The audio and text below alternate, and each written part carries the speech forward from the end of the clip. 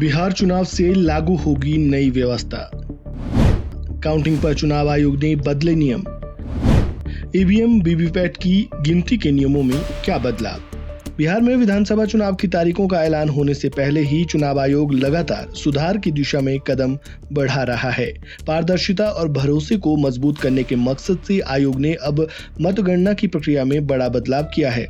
इस बार गिनती का नियम पहले से बिल्कुल अलग होगा। नई व्यवस्था के तहत अब ईवीएम और वीवीपैट की गिनती का दूसरा अंतिम राउंड तभी शुरू किया जाएगा जब तक कि पोस्टल बैलेट की गिनती पूरी तरह खत्म ना हो जाए। यानी पहले पोस्टल बैलेट गिने जाएंगे और उसके बाद ही ईवीएम के इस चरण की गिनती को आगे बढ़ाया जाएगा। चुनाव आयोग का मानना है कि इस कदम से प्रक्रिया में अधिक पारदर्शिता आएगी और किसी तरह का संदेह या भ्रम की स्थिति नहीं रहेगी। मतगणना वाले दिन सुबह 8 बजे पोस्टल बैलेट की गिनती शुरू होती थी और सुबह 8:30 बजे ईवीएम की गिनती। पहले के नियमों के तहत ईवीएम की गिनती बिना ये देखे आगे बढ़ाई जा सकती थी कि पोस्टल बैलेट की गिनती कहां तक पहुंची है। कई बार ऐसा भी होता था, ईवीएम की गिनती पूरी हो जाती थी जबकि पोस्टल बैलेट अभी भी गिने जा रहे होते थे।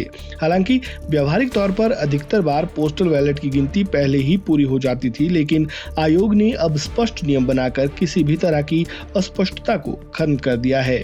चुनाव आयोग ने ये नियम सबसे पहले बिहार विधानसभा चुनाव में लागू करने का फैसला लिया है।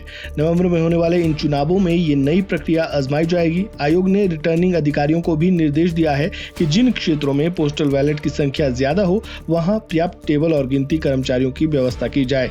इसका मकसद मतगणना में किसी तरह की देरी ना हो और पूरी प्रक्रिया सुव्यवस्थित और समय पर पूरी हो सके। पिछले कुछ सालों में चुनाव आयोग ने मतदान की प्रक्रिया को अधिक समावेशी बनाने के लिए कई पहल की है। इनमें सबसे अहम पहल रही है दिव्यांग मतदाताओं और 85 साल से अधिक उम्र के वरिष्ठ नागरिकों को घर से मतदान की सुविधा देना।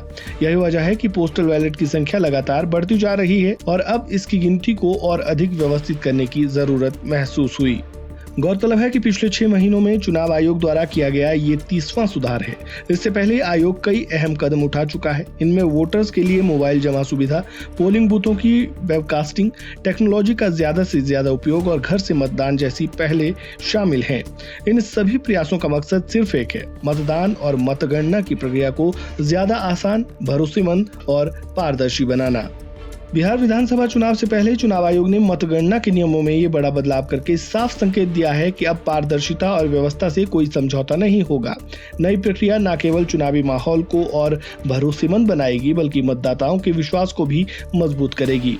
अब सबकी निगाहें इस पर होंगी कि नवंबर में होने वाले चुनावों में ये नया प्रयोग कितना सफल साबित होता है। आपका इस पर क्या कहना है? कमेंट बॉक्स में अपनी राय जरूर दें। जानकारी अच्छी लगी हो तो वीडियो को लाइक करें, शेयर करें, चैनल को सब्सक्राइब करें और खबरों से जुड़े ताज़ा अपडेट के लिए बने रहें वन इंडिया हिंदी के साथ। धन्यवाद। Subscribe to One India and never miss an update. Download the One India app now.